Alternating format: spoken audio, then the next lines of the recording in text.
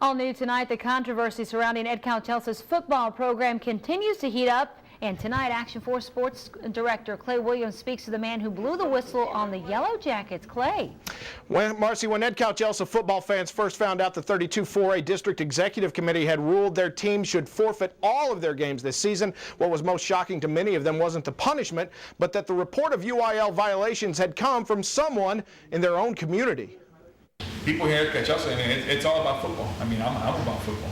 I used to be a football coach, right? But we have rules that we have to follow. This is Garza, a math teacher at Edcouch-Elsa High School with a son and two nephews on the Yellow Jackets football team. Before teaching, Garza was head coach at La Villa, and prior to that, he was an Edcouch-Elsa assistant coach who had a run-in with Jackets head coach Joe Solis, a run-in that resulted in a one-week suspension back in 2007. But since then, whenever I go into a meeting, I videotape it. I mean, I'm going to protect myself. Which is why Garza took this hidden camera to meetings with Edcouch-Elsa Superintendent Frank Perez and Coach Solis, confronting both with what he thought were UIL violations regarding off-season 7-on-7 coaching and, most importantly, practicing more than the UIL limit of 8 hours per week. If you were to think about it, the amount of practice that they have, the excessive amount of practice that they have, it really is an unfair advantage. In his last meeting with Superintendent Perez, Garza was told his worries were unfounded and he could take the allegations to the District Executive Committee if he wanted. You pursue any other thing you want to do.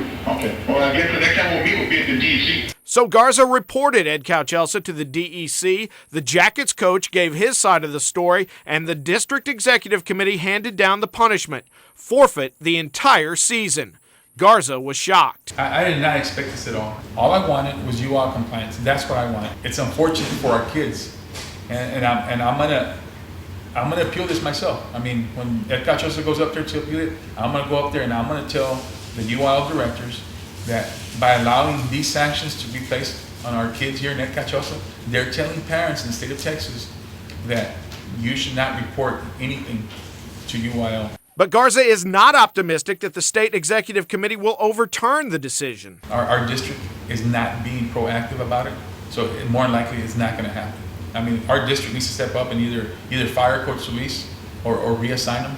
And for those who think Garza has done this for revenge or to perhaps open a coaching vacancy at Edcouch-Elsa he can fill, there's only one reason I'm doing this. Exploitation is taking advantage of them, and I wasn't going to let that happen. Again, I was under the illusion I was going to be the head coach. I'm done with that. I don't care if I ever am the head coach here in Edcouch-Elsa. The issue will come before the State Executive Committee next month. Now, the question is, what will the definition of voluntary practice be? If Edcouch-Elsa can prove the extra hours practiced were voluntary, they could be cleared of all charges. If not, the Yellow Jackets will be punished. Now the only question is how much. In the newsroom, Clay Williams, Action 4 Sports.